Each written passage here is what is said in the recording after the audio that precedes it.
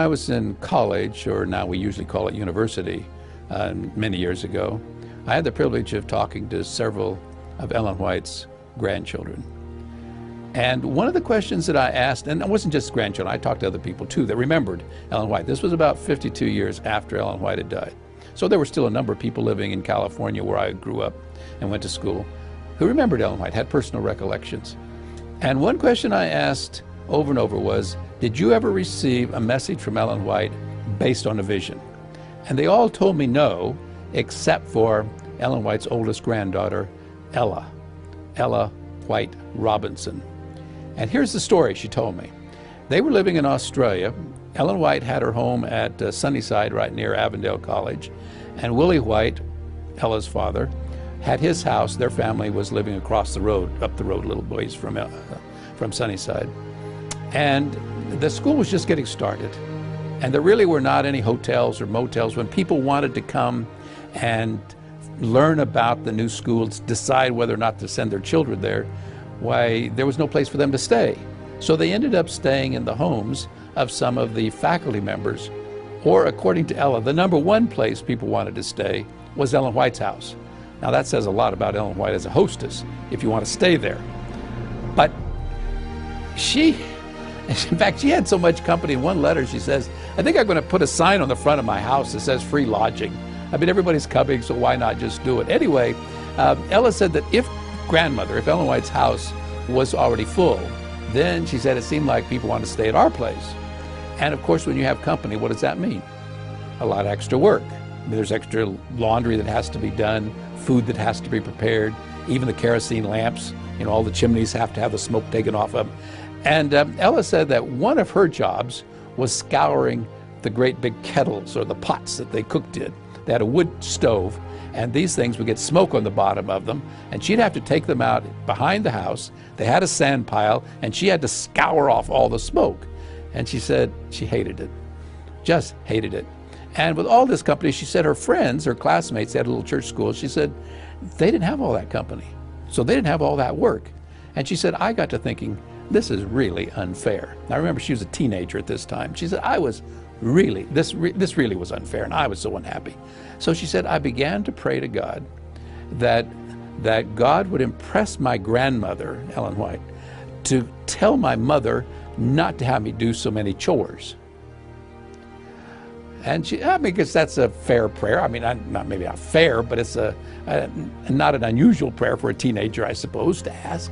So this is what she's praying. And she said not long after she started praying this prayer, one day Grandma came across the road. Now what usually happened, she said, when her grandmother was not traveling, was home in the morning after breakfast at her house, then she would come across the road to her son's house, and they would all gather in the parlor for a short time, and they would all visit.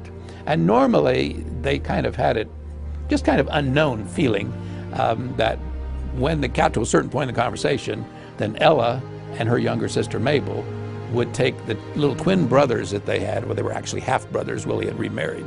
By this time, Ella's mother had died, so these were half-brothers. But they would take the little babies in the other room and play with them so that Grandma could visit some more with Papa and Mama before she went back to her own home to work for the day.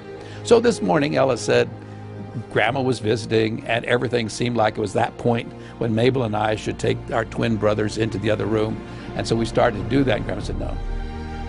She said, I have a message for the family. Well, Ella said, I realized this was a different visit than what Grandma usually has. So she said, her grandmother reached in her purse, or she called it a satchel. She reached in her satchel and brought out this manuscript, and she began to read. And the first part of it was counsel to Willie, to her son, Willie White. And Ella said, that was fine. Grandma wasn't talking to me, she was talking to my father. I've been showing you should do this and do that and the other thing. And then after a little bit, why, her grandmother started reading to May's stepmother, to Willie's wife. And Ella said, that's no problem, wasn't to me. But she kept reading. After a while, she said, grandmother started saying, now Ella, I have been shown, or I guess she didn't choose, I was been shown. She said, she started giving advice about what Ella should be doing.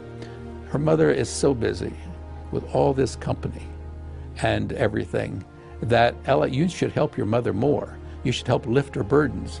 And she said, I was sitting there, I was getting so angry, this seemed so unfair. I'd just been praying to God, impressed my mother not to ask me to do so many chores, and here's Grandma saying I should do even more.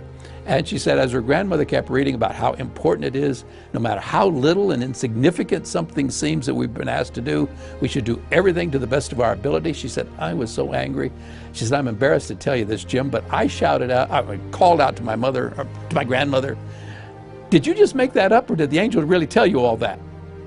And she said, her grandmother said, I didn't put anything in here except what the angel has shown me. She said, I was so mad. Then she said, Grandma read a little bit more and had some advice from my younger sister Mabel, but she said, I don't know anything about what that was about. I was so mad, I could just hardly wait for Grandma to get out of there. And she said, as soon as grandmother left to go back to her own home, she said, I ran to my bedroom and I began to sob. This was so unfair. And she said, I cried and I sobbed. This seemed so unfair. I've been praying to God to impress my mother to do less, and here Grandma says, God says I'm supposed to be doing more. And she said, as I was there crying on my bed, she said, all of a sudden the thought came to me, that's the answer to your prayer. She said, it's not the answer I wanted, but it's the answer to my prayer.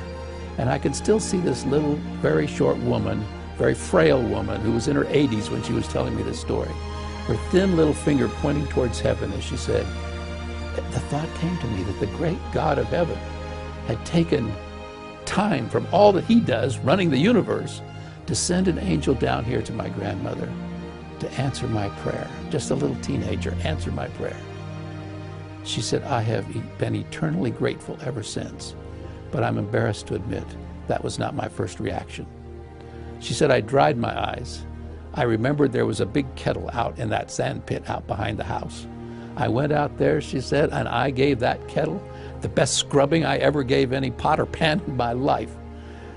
But it was a good lesson for me, because if you talked to Ella very long, you knew that she was thoroughly in love with her grandmother. She had nothing but warm memories of her grandmother. And yet when a message from God came that cut across what she wanted to do, what was her first reaction? It was anger, it was upset. It's not what I want to hear. None of us have the privilege of having known Ellen White. Everyone that knew her is now sleeping, waiting for the resurrection. And so we don't have that personal knowledge. And sometimes when we read things, we do find it hard. And sometimes we're tempted, or sometimes we do react in a negative way. But when, like Ella, finally it dawns on our minds, but these are messages that God sent. They are answers to our prayers. They will help us live a better life. It will help us in our walk towards the holy city. I think it helps keep everything in perspective.